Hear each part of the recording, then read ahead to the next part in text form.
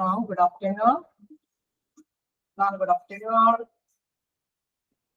Hello. Good afternoon all. Good afternoon, Miss. Okay. Good afternoon. Good afternoon. അപ്പൊ നമ്മള് എത്ര നേരം കഴിഞ്ഞ ക്ലാസ്സില് സെക്കൻഡ്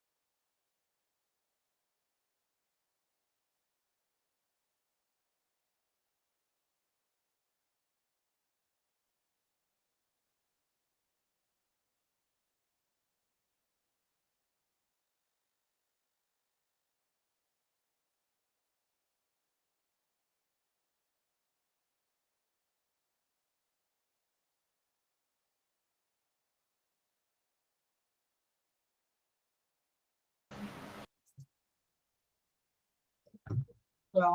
അപ്പൊ നമ്മള് നേരത്തെ രണ്ട് ക്ലാസ്സുകളിൽ എന്താണ് ജില്ലാ ദുരന്ത നിവാരണത്തിനെ കുറിച്ച് നമ്മൾ പഠിച്ചു അല്ലേ? അല്ലേ ക്ലാസ്സിലേക്ക് വരാലോ? ഹലോ, ക്ലിയർ അല്ലേ? അപ്പൊ നമ്മള് എന്താ പറയുക ദുരന്ത നിവാരണത്തെ കുറിച്ചാണ് പഠിച്ചത്. അപ്പൊ അതിൽ നമ്മൾ എന്താണ് ദേശീയ ദുരന്ത നിവാരണത്തെ കുറിച്ചും അതേപോലെ തന്നെ സംസ്ഥാന ദുരന്ത നിവാരണത്തെ കുറിച്ചും കഴിഞ്ഞ ക്ലാസ്സിൽ ഡിസ്കസ് ചെയ്തു. ഇനി ഇതിന്റെ കണ്ടിന്യൂവേഷൻ ആയിട്ട് എന്താ പറയുക ജില്ലാ ദുരന്ത നിവാരണം അതിനെ കുറിച്ചുള്ള ക്ലാസ് ആണ് ഞാനിന്ന് പ്രിപ്പയർ ചെയ്തേക്കുന്നത്. അപ്പോ നിങ്ങൾക്ക് കണ്ടിന്യൂ ചെയ്യാലോ? എങ്ങനെയുണ്ടായിരുന്നു കഴിഞ്ഞ ക്ലാസ്? നിങ്ങൾക്ക് വായിച്ചപ്പോ തന്നെ ക്ലിക്ക് ചെയ്തായിരുന്നോ? പഠിച്ചു പോകാൻ പറ്റിയായിരുന്നോ? ഹലോ, ഇങ്ങനെ തന്നെ പോയാ ഓക്കെ. തംസപ്പ് അയച്ച് നിങ്ങള് റിപ്ലൈ തരുന്നുണ്ട്. അപ്പൊ നമുക്ക് നോക്കാം എന്താ ജില്ലാ ദുരന്ത നിവാരണ അതോറിറ്റി. ജില്ലാ ദുരന്ത നിവാരണ അതോറിറ്റിയെ കുറിച്ച് പ്രതിപാദിക്കുന്ന കേന്ദ്ര നിയമത്തിലെ അധ്യായം ഏത്? ഞാനൊരു സ്പെഷ്യൽ ടോപ്പിക് എടുത്തിട്ടാണല്ലോ അതായത് ദുരന്ത നിവാരണം ഈ കാലഘട്ടത്തിന്റെ ഒരു ചെറിയ ഇതായതുകൊണ്ട് എന്തെങ്കിലും ഒരു ക്വസ്റ്റ്യൻ വന്നാലോ എന്ന് ഓർത്തിട്ടാണ് ഒരു സ്പെഷ്യൽ ടോപ്പിക് എടുത്തത്. അപ്പൊ അതിലെന്താ പറയുന്നത് ഈ ജില്ലാ ദുരന്ത നിവാരണ അതോറിറ്റിയെ കുറിച്ച് പ്രതിപാദിക്കുന്ന കേന്ദ്ര നിയമത്തിലെ അധ്യായം ഏത് എന്നുള്ള ചോദ്യമാണ് ആദ്യമായിട്ട് പറയുന്നത്. അതിലെന്താ 4-ാം അധ്യായം വകുപ്പ് 25 മുതൽ 34 വരെ. 4-ാം അധ്യായത്തിലാണ് ജില്ലാ ദുരന്ത നിവാരണത്തെ കുറിച്ച് പ്രതിപാദിക്കുന്നത്. അതിലെന്താ വകുപ്പ് എന്ന് പറയുന്നത് എന്താ 25 മുതൽ 34 വരെ. ഇന്നത്തെ ക്ലാസ്സിൽ നമുക്ക് ഇതോടൊപ്പം തന്നെ അങ്ങനെ പഠിച്ചു പോകട്ടോ, അല്ലെങ്കിൽ പിന്നെയും അത് പെൻഡിങ് ആവും. അപ്പൊ എന്താണ് ഫസ്റ്റ് ഇതില് പറയുന്നത് ജില്ലാ ദുരന്ത നിവാരണ അതോറിറ്റിയെ കുറിച്ച് പ്രതിപാദിക്കുന്ന കേന്ദ്ര നിയമത്തിലെ അധ്യായം ഏത്, വകുപ്പ് ഏത്? അപ്പൊ 4-ാം അധ്യായം വകുപ്പ് എന്ന് ചോദിച്ചാല് 25 മുതൽ 34 വരെ. ഓക്കെ അല്ലേ? ദെൻ വീണ്ടും പ്രാദേശിക ദുരന്ത നിവാരണത്തെ കുറിച്ച് പ്രതിപാദിക്കുന്ന കേന്ദ്ര നിയമത്തിലെ അധ്യായം ഏത്? അങ്ങനെ ഒരു ചോദ്യം ചോദിച്ചാല് പ്രാദേശിക ദുരന്ത നിവാരണ ഇതേക്കുറിച്ച് പ്രതിപാദിക്കുന്ന കേന്ദ്ര നിയമത്തിലെ അധ്യായം ഏതെന്ന് ചോദിച്ചാൽ 6-ാം അധ്യായം വകുപ്പ് 41. അത് പ്രാദേശികമായിട്ടുള്ളതാണ്. ജില്ലാ ദുരന്ത നിവാരണത്തിനെ കുറിച്ച് ചോദിക്കുകയാണെങ്കിൽ എന്താണ് 4-ാം അധ്യായം 25 മുതൽ 34 വരെ. ഒരു പ്രദേശത്തെ അല്ലെ ഇപ്പൊ നമുക്കറിയാം ചില ഇഷ്യൂസ് ഒക്കെ വരുന്നത് ഒരു പ്രത്യേക പ്രദേശത്ത് അപ്പൊ ആ പ്രദേശത്തെ മാത്രം ബാധിക്കുന്ന കാര്യങ്ങളൊക്കെയാണെങ്കിൽ അതുമായി ബന്ധപ്പെട്ടുള്ള ദുരന്ത നിവാരണ കാര്യങ്ങൾ ചെയ്യുന്നത് ഇതിനകത്താണ് അധ്യായം 6 വകുപ്പ് 41. നെക്സ്റ്റ് എന്ന് പറയുന്നത് ജില്ലാ ദുരന്ത നിവാരണ അതോറിറ്റിയുടെ കോ ചെയർപേഴ്സൺ ആണ്. നമ്മളിപ്പോ എന്താ പറയുക മിക്ക ഇതും പറഞ്ഞു ദേശീയ ദുരന്ത നിവാരണത്തിൽ എത്ര അംഗങ്ങളുണ്ടെന്ന് പറഞ്ഞു, സംസ്ഥാന ദുരന്ത നിവാരണത്തിൽ എത്ര അംഗങ്ങളുണ്ട്, അവിടുത്തെ ആരാണ് മെയിൻ ആയിട്ടുള്ള ആള് എന്നൊക്കെ നമ്മൾ ഡിസ്കസ് ചെയ്തു. ഇത് മാത്രം തന്നെ നമ്മുടെ ജില്ലാ തലത്തിലും വരുന്നുണ്ട്. അപ്പൊ നമുക്ക് ഏത് തലമാണെന്ന് നമുക്ക് അറിയില്ലല്ലോ, ചോദ്യത്തിൽ എന്താണെന്ന് അറിയില്ല. അതുകൊണ്ട് പഠിച്ചു പോകുമ്പോൾ എല്ലാരും കൂടി ഒന്ന് ക്ലിയർ ഔട്ട് ചെയ്തിട്ട് പോവാം. അപ്പൊ അതിലെന്താ പറയുന്നത്, ജില്ലാ തലത്തില് എന്താണ് ദുരന്ത നിവാരണ അതോറിറ്റിയുടെ കോ ചെയർപേഴ്സൺ എന്ന് പറയുന്നത് ആരാണ്? എന്താണ്? ജില്ലാ പഞ്ചായത്ത് പ്രസിഡന്റ്. ആരാണ്? ജില്ലാ പഞ്ചായത്ത് പ്രസിഡന്റ്. ശ്രദ്ധിച്ചിരിക്കുക, മറ്റേലൊക്കെ മുഖ്യമന്ത്രിയൊക്കെയാണ്, അതേപോലെ തന്നെ പ്രധാനമന്ത്രി, അങ്ങനെയൊക്കെയാണ്. അപ്പൊ ഇവിടെ ജില്ലാ തലത്തിൽ വരുമ്പോഴാണ് ആരാണ് കോ ചെയർപേഴ്സൺ? ജില്ലാ പഞ്ചായത്ത് പ്രസിഡന്റ്. ഞാൻ വീണ്ടും ജില്ലാ ദുരന്ത നിവാരണ അതോറിറ്റിയുടെ ചീഫ് എക്സിക്യൂട്ടീവ് ഓഫീസർ അതാരാന്ന് ചോദിച്ചാൽ ഡെപ്യൂട്ടി കളക്ടർ. അങ്ങനെ ചോദിക്കുമ്പോൾ എന്താണ്? ഡെപ്യൂട്ടി കളക്ടർ ആണ്. അപ്പൊ ശ്രദ്ധിക്കുക, ജില്ലാ ദുരന്ത നിവാരണ അതോറിറ്റിയുടെ ചീഫ് എക്സിക്യൂട്ടീവ് ഓഫീസർ ആരാന്ന് ചോദിച്ചാൽ ഡെപ്യൂട്ടി കളക്ടർ ആണ് അതിന്റെ ആൻസർ. ഓക്കെ, ക്ലിയർ ആയിട്ട് പോകുന്നില്ലേ? ഞാൻ ചെയ്യുന്നുണ്ടല്ലോ അല്ലേ? വീണ്ടും ചെയർമാനും 7-ൽ കൂടാത്ത അംഗങ്ങളും ജില്ലകളിൽ ദുരന്ത നിവാരണവുമായി ബന്ധപ്പെട്ട അടിയന്തര പ്രവർത്തനങ്ങളുടെ ഏകോപന ചുമതല വഹിക്കുന്നത്. അപ്പൊ എത്ര പേരാണ് ഇതിൽ പെടുന്നത് എന്നുള്ള ഒരു ചോദ്യം ചോദിച്ചാൽ എന്താണ്? ചെയർമാനും 7-ൽ കൂടാത്ത അംഗങ്ങളുമാണ്. ചെയർമാനും 7-ൽ കൂടാത്ത അംഗങ്ങളുമാണ്. ഇനി വീണ്ടും പറയുന്നു, ഈ പ്രവർത്തനങ്ങളുടെ ഏകോപന ചുമതലയുള്ള സ്ഥാപനം ഏതാണെന്ന് ചോദിച്ചാൽ ഡിസ്ട്രിക്ട് എമർജൻസി ഓപ്പറേഷൻ സെന്റർ ആണ്. എന്താണ് ഇതിന്റെ എന്താ പറയുക ഏകോപന പ്രവർത്തനങ്ങൾ നടത്തുന്നത് ആരാന്ന് ചോദിച്ചു കഴിഞ്ഞാൽ ഡിസ്ട്രിക്ട് എമർജൻസി ഓപ്പറേഷൻ സെന്റർ ആണ്. ഓക്കെ, അപ്പൊ പിന്നെയും കേരളത്തിലെ 14 ജില്ലകളിലും ദുരന്ത നിവാരണം നിലവിൽ വന്ന വർഷം 2008 മുതലാണ് ഇത്തരത്തിലുള്ള ജില്ലാ ദുരന്ത നിവാരണമായിട്ട് നമ്മൾ തുടങ്ങിയത്. നമ്മൾ നേരത്തെ കണ്ടു 2005 വന്നതും കണ്ടു. അതിക്ക് മുമ്പ് ഉള്ള ആ ഒരു 2000 എന്താ പറയുക നമ്മൾ നേരത്തെ പഠിച്ച കുറച്ച് കാര്യങ്ങളിൽ കൃത്യമായ ആ ഡേറ്റുകൾ നിങ്ങൾ ഓർത്ത് വെക്കണം. അപ്പൊ ആ ഡേറ്റുകളിലൊന്നും വേരിയേഷൻ വരാൻ പാടില്ല. ഇതിലിപ്പോ നമ്മൾ എന്താ ജില്ലാ തലത്തിലുള്ള ദുരന്ത നിവാരണ അതോറിറ്റിയുടെ ഇയർ ചോദിച്ചു കഴിഞ്ഞാൽ എന്താണ് 2008 ആണെന്നുള്ള കാര്യം മറക്കാതിരിക്കുക. അത് 14 ജില്ലകളിലെ ദുരന്ത നിവാരണവുമായി ബന്ധപ്പെട്ട് 14 ജില്ലകളിലും ഒരേപോലെയാണ്. എന്താണ്? 2008 ആണ്. പിന്നെ ഇനി വീണ്ടും പറയണോ, സിവിൽ ഡിഫൻസിന്റെ മേധാവി ഏതാണ്? Fire and rescue service director general. ഇത്തരത്തിൽ നമ്മൾ എന്തെങ്കിലും കാര്യങ്ങളൊക്കെ ചെയ്യുന്നതിന് വേണ്ടിയിട്ട് അതൊരു സംഘടനയുണ്ട്. അപ്പൊ അതുമായി ബന്ധപ്പെട്ട് അതിന്റെ മേധാവി ആരാന്ന് ചോദിച്ചു കഴിഞ്ഞാൽ എന്താണ്? Fire and rescue service director general ആണ്. സാമൂഹ്യ സന്നദ്ധ സേനയ്ക്ക് സംസ്ഥാന സർക്കാർ രൂപം നൽകിയത് എന്ന് ചോദിച്ചാൽ 2020 ജനുവരി. അങ്ങനെ ഒരു സംഘടനയാണ് നമ്മൾ എന്താ ജില്ലാ തലത്തില് നമ്മളോടൊപ്പം നമ്മൾ നേരത്തെ കണ്ടായിരുന്നു. അന്ന് നേരത്തെ ക്ലാസ്സിൽ ഡിസ്കസ് ചെയ്തപ്പോൾ പറഞ്ഞു ഇങ്ങനെ 2-3 തലത്തിലുള്ള ഇതുകൾ കോർഡിനേറ്റ് ചെയ്തിട്ടാണ് ഈ പ്രവർത്തനങ്ങൾ നടത്തുന്നതെന്ന് പറഞ്ഞു. അതായത് എന്താ പറയുക സേനയുടെ ഉണ്ടാവും, ഒപ്പം തന്നെ സാമൂഹിക പ്രവർത്തകരുടെ ഉണ്ടാവും, അങ്ങനെയൊക്കെ പറഞ്ഞല്ലേ. അതുമാതിരി തന്നെ ഇതിൽ പറയണം fire and rescue service director. ആ ഒരു സാമൂഹിക സന്നദ്ധ സേനയാണ് എന്താണ് സർക്കാർ രൂപീകൃതമായിരിക്കുന്നത്. ആ രീതിയിൽ ആ ജില്ലാ തലത്തില് അത് എന്നാന്ന് ചോദിച്ചാല് 2020 ജനുവരി. ഓക്കെ, വീണ്ടും സാമൂഹ്യ സന്നദ്ധ സേനയിലെ അംഗങ്ങളുടെ പ്രായപരിധി നമ്മള് ഇതിലേക്ക് ഈ ഒരു ടോപ്പിക്കിലേക്ക്, അതായത് ദുരന്ത നിവാരണ അതോറിറ്റിയുടെ സാമൂഹ്യ സന്നദ്ധ സേനയിലെ അംഗങ്ങളുടെ പ്രായപരിധി എന്താണെന്ന് ചോദിച്ചാൽ 16 മുതൽ 65 വയസ്സ് വരെയുള്ള അംഗങ്ങൾക്ക് അതില് മെമ്പർ ആവാം എന്നുള്ളതാണ്. വീണ്ടും സംസ്ഥാന ദുരന്ത പ്രതികരണ സേനയുടെ ആസ്ഥാനം പാണ്ടിക്കാട്, മലപ്പുറം ജില്ലയാണ്. ചോദ്യം എങ്ങനെയാണോ എന്നെയും നമുക്കറിയില്ല. അപ്പൊ ഓരോ ഇത് വെച്ച് നോക്കാം. അതില് സംസ്ഥാന ദുരന്ത പ്രതികരണ സേനയുടെ ആസ്ഥാനം ചോദിച്ചാൽ പാണ്ടിക്കാട്, മലപ്പുറം ജില്ല. ഇത് ജസ്റ്റ് പറഞ്ഞു പോകുമ്പോ നമുക്ക് അത്രയും കൂടി ഇതാവില്ല. പക്ഷെ ഇതിന് ശേഷമുള്ള കുറച്ച് ഭാഗങ്ങൾ വരുമ്പോ നമുക്ക് ഇഷ്ടം കൂടി എന്താ പറയുക അതിലേക്ക് ലയിക്കാൻ തോന്നും. ഇത് കുറച്ച് ഇങ്ങനെ കുറെ ഓരോ ഡേറ്റുകളും അതിന്റെ മെമ്പർ ആരാന്നൊക്കെ ഉള്ള ഒരു കാര്യങ്ങളാണ് പറഞ്ഞു പോകുന്നത്. അപ്പൊ അതിൽ വീണ്ടും പറഞ്ഞു പോകുന്നതില് എന്താ പറയണേ സംസ്ഥാന ദുരന്ത പ്രതികരണ സേനയുടെ ആസ്ഥാനം. അങ്ങനെ ഒരു ചോദ്യം ചോദിച്ചാൽ പാണ്ടിക്കാട്, മലപ്പുറം ജില്ലയാണ്. പിന്നെ സംസ്ഥാന ദുരന്ത പ്രതികരണ സേനയ്ക്ക് രൂപം നൽകിയ വർഷം സംസ്ഥാന ദുരന്ത പ്രതികരണ സേനയ്ക്ക് രൂപം നൽകിയ വർഷം 2012 ഒക്ടോബറാണ്. ഇതിൽ ഞാൻ രണ്ടൊന്ന് സംസ്ഥാനം കയറി വന്നത് ഞാൻ അതിൽ വിട്ടുപോയതായിട്ട് എനിക്ക് തോന്നി. അപ്പൊ അതിൽ കയറ്റി എഴുതിയതാണ്. നിങ്ങൾ അത് നോട്ട് ചെയ്ത് വെക്കുക. സംസ്ഥാന ദുരന്ത പ്രതികരണ സേനയ്ക്ക് രൂപം നൽകിയ വർഷം 2012 ഒക്ടോബറാണ്. പിന്നെ ജില്ലാ ദുരന്ത നിവാരണ അതോറിറ്റിയിലെ മറ്റു അംഗങ്ങൾ നമ്മൾ പറഞ്ഞു വന്നത് ജില്ലാ ദുരന്ത നിവാരണ അതോറിറ്റിയെ കുറിച്ചാണ്. അപ്പൊ അതെന്താണ് രൂപം കൊണ്ടതെന്ന് പറഞ്ഞു. അതിൽ എത്ര അംഗങ്ങളുണ്ട്? പ്രധാനമായിട്ടും ആരാണ് അതിന്റെ പ്രസിഡന്റ് ആണ്. അതിന്റെ എന്താണ് പറയുന്നത്? നമ്മളുടെ ജില്ലാ പഞ്ചായത്ത് പ്രസിഡന്റ് ആണ്. കോ ചെയർപേഴ്സൺ എന്ന് പറഞ്ഞു. വീണ്ടും ഡെപ്യൂട്ടി കളക്ടറാണ്. അവിടുത്തെ ചീഫ് എക്സിക്യൂട്ടീവ് ഓഫീസർ എന്ന് പറഞ്ഞു. പിന്നെ അതിന്റെ ആ ഒരു എന്താ പറയുക ചെയർമാൻ വേണ്ടിക്കൂടാത്ത അംഗങ്ങളും ഉണ്ടെന്നുള്ളത് പറഞ്ഞു. ജില്ലകളിൽ ദുരന്ത നിവാരണവുമായി ബന്ധപ്പെട്ട അടിയന്തര പ്രവർത്തനങ്ങളുടെ ഏകോപന ചുമതലയുള്ള സ്ഥാപനം ഏതാണെന്ന് ചോദിച്ചാൽ ഡിസ്ട്രിക്ട് എമർജൻസി ഓപ്പറേഷൻ സെന്റർ ആണ്.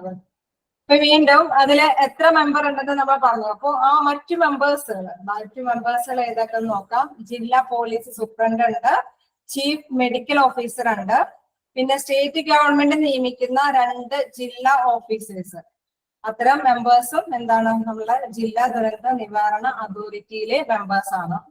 നമുക്ക് ജില്ലാ police superintendent, chief medical officer, state government നിയമിക്കുന്ന 2 ജില്ലാ ഓഫീസേഴ്സ്. ഇനി ഞാൻ വീണ്ടും ഇതിന്റെ കുറച്ച് ഇത് മാത്രമേ ഉള്ളൂ. ഇതൊന്നും എപ്പോഴും ചോദിക്കുമെന്നൊന്നും അറിയില്ല. ഇനി അത് ജസ്റ്റ് നോട്ട് ചെയ്ത് പറഞ്ഞതേ ഉള്ളൂ. നമ്മളോട് മെയിനായിട്ട് ഇപ്പോഴത്തെ ഒരു കാലഘട്ടം അനുസരിച്ച് ചോദിക്കുമ്പോൾ എന്താണ് ഒരു നമ്മുടെ ഈ ദുരന്തങ്ങളെ കുറിച്ചിട്ടുള്ള ഒരു മേഖലയായിട്ട് ചോദിക്കുകയാണെങ്കിൽ എന്നുള്ള ഒരു മേഖല നമ്മൾ ആ ദുരന്തങ്ങളെ കുറിച്ച് നമുക്ക് നോക്കാം. അതായത് ദേശീയ ദുരന്ത നിവാരണ നിയമം അനുസരിച്ച് എത്ര ദുരന്തങ്ങളാണ് ഉള്ളത് എന്ന് നമ്മൾക്ക് ആദ്യം പഠിച്ചു നോക്കാം. അപ്പൊ ദേശീയ തലത്തിലും പിന്നെ സംസ്ഥാന തലത്തിലൊക്കെ മനസ്സിലാക്കുമ്പോൾ നിങ്ങൾക്ക് ഇതുമായി ബന്ധപ്പെട്ട ക്വസ്റ്റ്യൻസ് എങ്ങനെയാ വരുന്നതെന്ന് അറിയാൻ പറ്റും. അതായത് ദേശീയ ദുരന്ത നിവാരണ നിയമം അനുസരിച്ച് എത്ര തരത്തിലുള്ള ദുരന്തങ്ങളുണ്ട്? 2 തരത്തിലുള്ള ദുരന്തങ്ങളാണ്.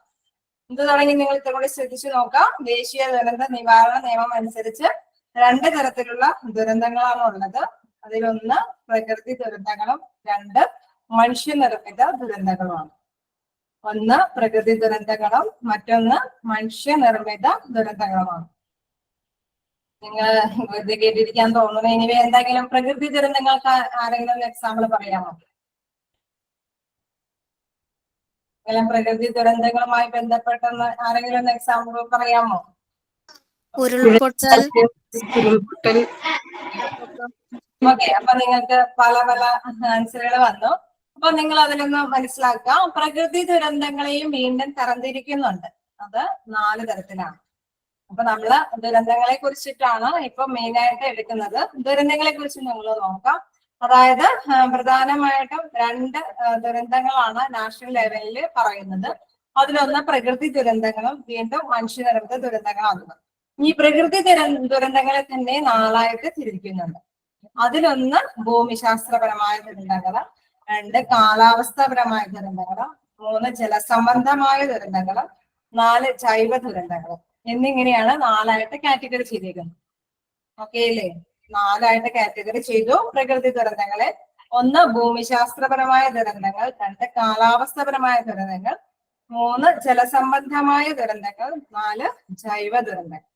അങ്ങനെ 4 തരത്തില് ഈ പ്രകൃതി ദുരന്തത്തിനെ തിരിച്ചിരിക്കുകയാണ്.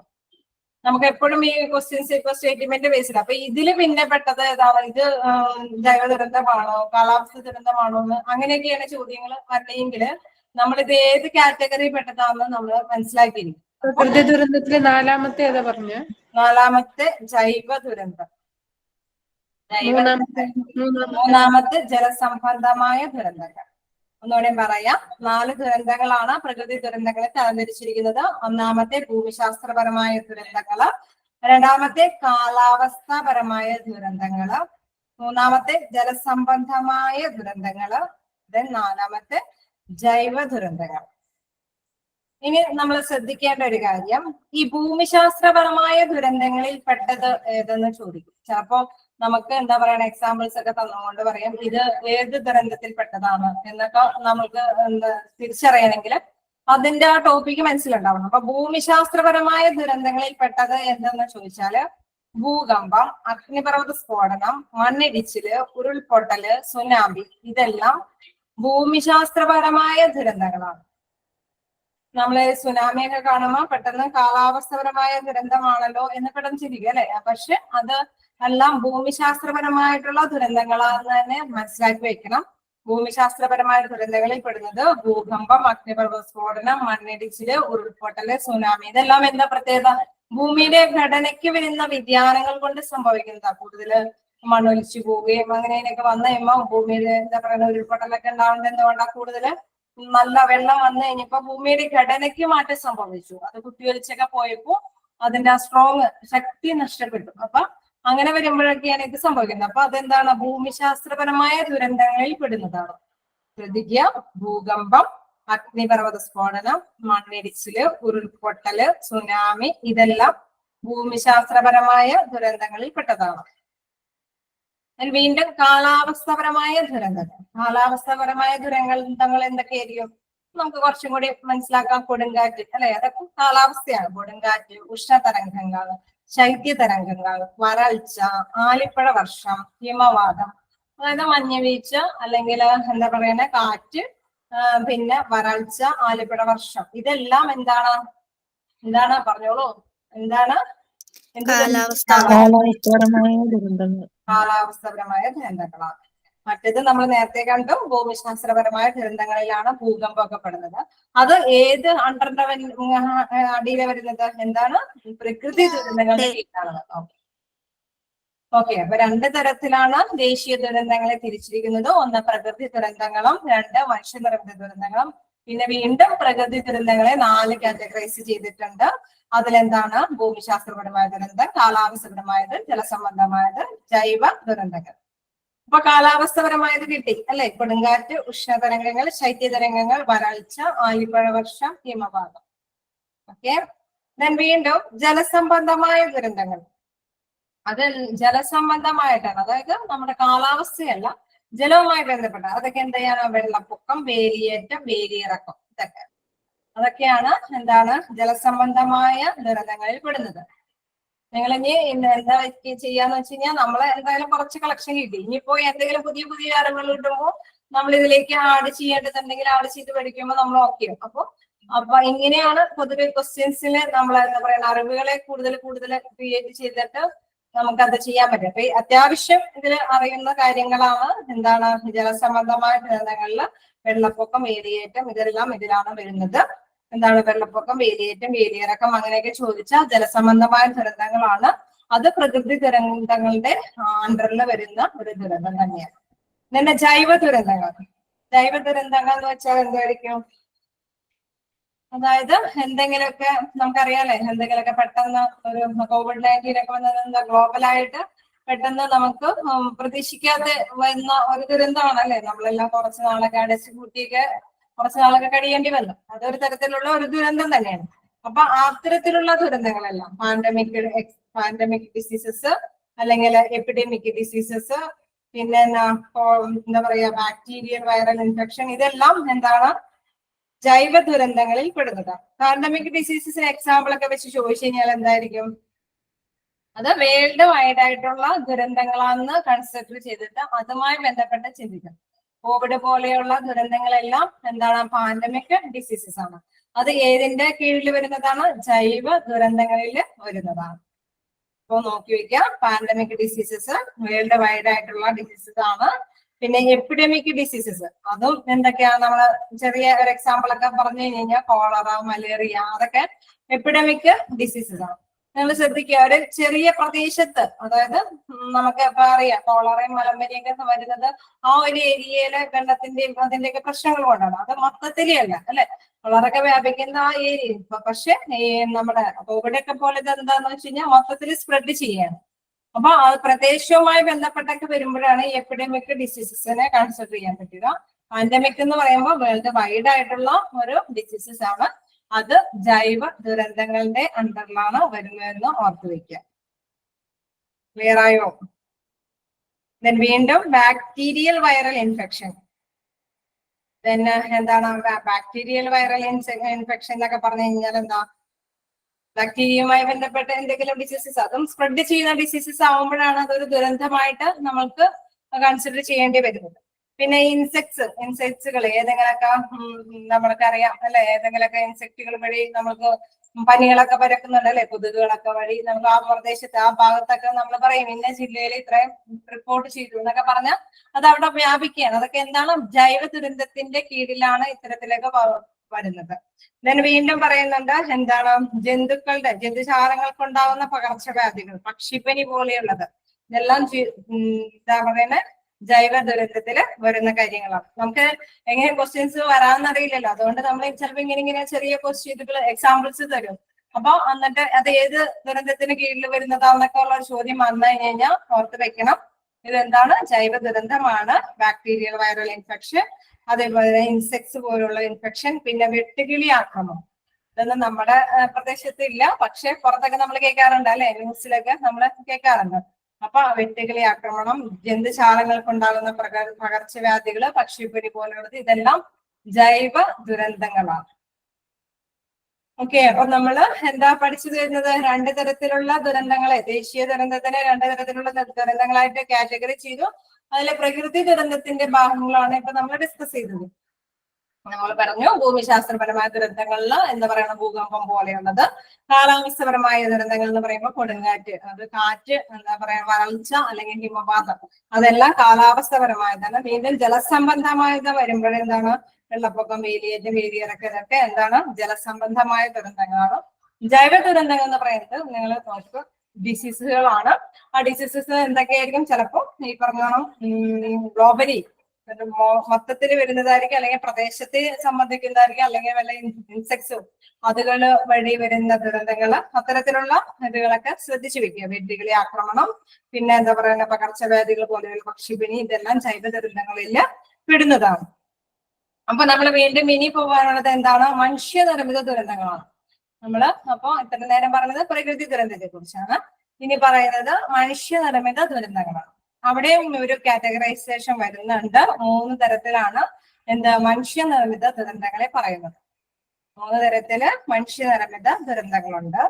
അതിൽ ആദ്യം പറയുന്നത് വ്യവസായ ദുരന്തങ്ങൾ. മനുഷ്യനിർമ്മിത ദുരന്തങ്ങൾ പറയുന്നതാണ് വ്യവസായ ദുരന്തങ്ങൾ. അത് എണ്ണ ചോർച്ച, റേഡിയേഷൻ, വാതക ചോർച്ച, ഇതൊക്കെ മൂലം ഉണ്ടാകുന്ന ദുരന്തങ്ങൾ.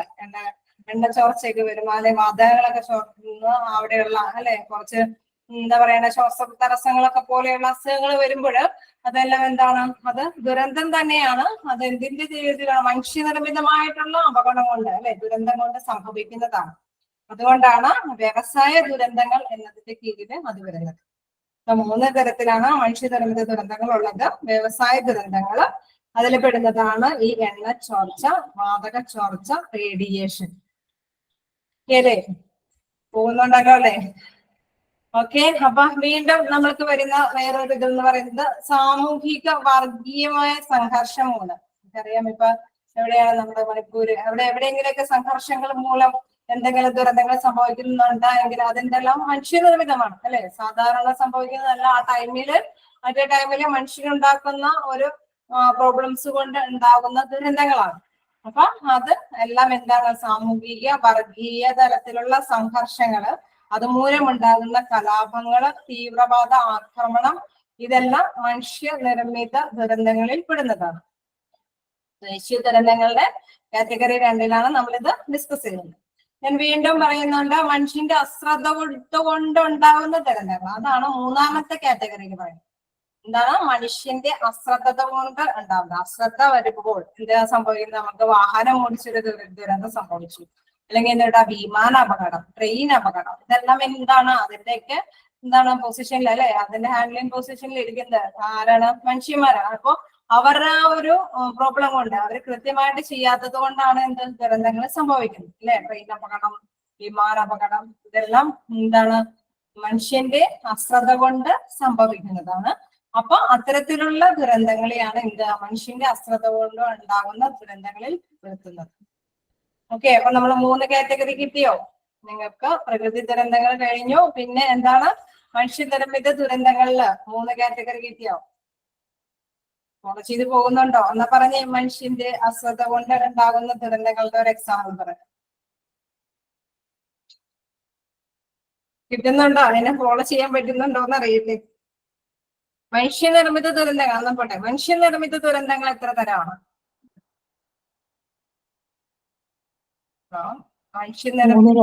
മൂന്ന് തരം. ഏതൊക്കെയാണെന്ന് പറയാമോ? ആരെങ്കിലൊക്കെ ആയിട്ട് പറഞ്ഞാൽ മതി. വ്യവസായ ദുരന്തം, ഓക്കെ, സാമൂഹികവും വർഗീയപരമായ ദുരന്തങ്ങൾ, ഓക്കെ. മനുഷ്യന്റെ അശ്രദ്ധ മൂലം ഉണ്ടാകുന്ന ദുരന്തങ്ങൾ. ഇത് മൂന്നും നിങ്ങൾക്ക് വീണ്ടും എക്സ്പ്ലെയിൻ ചെയ്യാൻ പറ്റുന്നില്ലേ? കേൾക്കുമ്പോ തന്നെ അറിയാം വ്യവസായ ദുരന്തങ്ങൾ എന്താന്ന് നിങ്ങൾക്ക് ഓക്കെ അല്ലേ? ക്ലിയർ ആയി പോകുന്നില്ലേ? എണ്ണ ചോർച്ച, റേഡിയേഷൻ പോലെയുള്ളത്, വാതക ചോർച്ച അല്ലെ. നമ്മളെ വ്യത്യസ്ത ഇതുകളിൽ നിന്ന് നമുക്ക് അറിയാൻ പറ്റും എന്തെങ്കിലുമൊക്കെ ദുരന്തങ്ങൾ സംഭവിക്കുമെന്ന് അറിയാം. അത് മനുഷ്യന്റെ നിർമ്മിതം കൊണ്ടാണോ അല്ലാതെ എന്താ പറയാ നാച്ചുറലി അല്ലെ നമ്മുടെ അറ്റ്മോസ്ഫിയർ കൊണ്ടാണോ എന്നൊക്കെ നമുക്ക് അറിയാം. അപ്പൊ വിഭാഗീയത നടത്താനായിട്ട് എളുപ്പം സാധിക്കും. എന്നാലും നിങ്ങൾ ജസ്റ്റ് ഒന്ന് മനസ്സിലാക്കി പോകുമ്പോൾ അത് പെട്ടെന്ന് ചെയ്യാനായിട്ട് സാധിക്കും. അപ്പൊ സാമൂഹിക വർഗീയ സംഘർഷങ്ങൾ കൊണ്ടുണ്ടാകുന്ന ദുരന്തങ്ങള്, മനുഷ്യന്റെ അശ്രദ്ധ കൊണ്ടുണ്ടാകുന്ന ദുരന്തങ്ങള്, ഇതെല്ലാം എന്താണ് മനുഷ്യനിർമ്മിത ദുരന്തങ്ങളുടെ കാറ്റഗറിയിൽ പെടുന്നതാണെന്ന് ഓർത്തു വയ്ക്കാം. വീണ്ടും 2010 ദുരന്ത നിവാരണ നിയമം അനുസരിച്ച് സംസ്ഥാനങ്ങളിൽ ദുരന്ത നിവാരണത്തെ എത്രയായി തിരിക്കുന്നു? 5 ആയിട്ട് തിരിക്കുന്നുണ്ട്. 2010 ദുരന്ത നിവാരണ നിയമം അനുസരിച്ച് അല്ലെ. നമ്മൾക്ക് സംസ്ഥാന ദുരന്ത നിവാരണവും ദേശീയ ദുരന്ത നിവാരണ നിയമവും നമ്മൾ പഠിച്ചു. അപ്പൊ ദേശീയ ദുരന്ത നിവാരണ നിയമം അനുസരിച്ച് എത്ര തരത്തിലുണ്ടെന്ന് പറഞ്ഞപ്പോ 2 തരത്തിലുണ്ടെന്ന് പറഞ്ഞു. വീണ്ടും ഇവിടെ സംസ്ഥാന തലത്തിലുള്ള ദുരന്ത നിവാരണ നിയമം അനുസരിച്ച് എന്താണ് എത്രയായിട്ടാണ് ഈ ദുരന്ത നിവാരണത്തെ തിരിച്ചിരിക്കുന്നത്? 5 ആയിട്ടാണ് തിരിച്ചിരിക്കുന്നത്. അവിടെ വീണ്ടുമുള്ള കാറ്റഗറൈസേഷനിൽ നിന്ന് വ്യത്യസ്തമായിട്ട് 5 ആയിട്ട് തിരിച്ചിരിക്കുകയാണ്. അതിൽ ഫസ്റ്റ് വൺ പറയുന്നത് ജലവും കാലാവസ്ഥയുമായി ബന്ധപ്പെട്ടത്. ഒന്നിച്ചാണ് ജലവും കാലാവസ്ഥയുമായി ബന്ധപ്പെട്ടത്. വീണ്ടും ഭൗമഘടനയുമായി ബന്ധപ്പെട്ടത്. അപ്പോ ദേശീയ ദുരന്തത്തിൽ നിന്ന് വ്യത്യസ്തമായിട്ട് സംസ്ഥാന തലത്തിലുള്ള നിയമം അനുസരിച്ച് ദുരന്ത നിവാരണത്തെ 5 ആയിട്ടാണ് തിരിച്ചിരിക്കുന്നത്. ഒന്ന് എന്താണ് ജലവും കാലാവസ്ഥയുമായി ബന്ധപ്പെട്ടത്. പിന്നെ രണ്ടാമതായിട്ട് ഭൗമഘടനയുമായി ബന്ധപ്പെട്ടത്. 3 വ്യവസായിക ദുരന്തങ്ങൾ. നമ്മൾ നേരത്തെ പറഞ്ഞ കുറെ കാര്യങ്ങളൊക്കെ തന്നെയാണ്, പക്ഷെ ഇതിനെ സ്പെഷ്യലായിട്ട് കാറ്റഗറി ചെയ്തേക്കുന്നത്. അതായത് നമ്മുടെ 2010 ദുരന്ത നിവാരണ നിയമം അനുസരിച്ച് ദുരന്ത നിവാരണത്തെ 5 ആയിട്ട് തിരിച്ചിരിക്കുന്നു. അതിൽ പെടുന്നതാണ് എന്ത്? ഫസ്റ്റ് വൺ ജലവും കാലാവസ്ഥയുമായി ബന്ധപ്പെട്ടത്. 2 ഭൗമഘടനയുമായി ബന്ധപ്പെട്ടത്. നമ്മൾ നേരത്തെ പഠിച്ചപ്പോ ഭൂമിശാസ്ത്രപരമായിട്ട് അല്ലെങ്കിൽ ജലവുമായി ബന്ധപ്പെട്ടത്, കാലാവസ്ഥയുമായി ബന്ധപ്പെട്ടതെന്നൊക്കെ നമ്മൾ തിരിച്ചു പഠിച്ചു. ഇതിലിങ്ങനെ 5 കാറ്റഗറൈസ് ചെയ്തേക്കുകയാണ്. ജലവും കാലാവസ്ഥയുമായി ബന്ധപ്പെട്ടവ, ദെൻ ഭൗമഘടനയുമായി ബന്ധപ്പെട്ടത്, ദെൻ വ്യവസായ ദുരന്തങ്ങൾ, 3ാമത്തെ വ്യവസായ ദുരന്തങ്ങൾ, 4ാമത്തത് മനുഷ്യനിർമ്മിത ദുരന്തങ്ങൾ.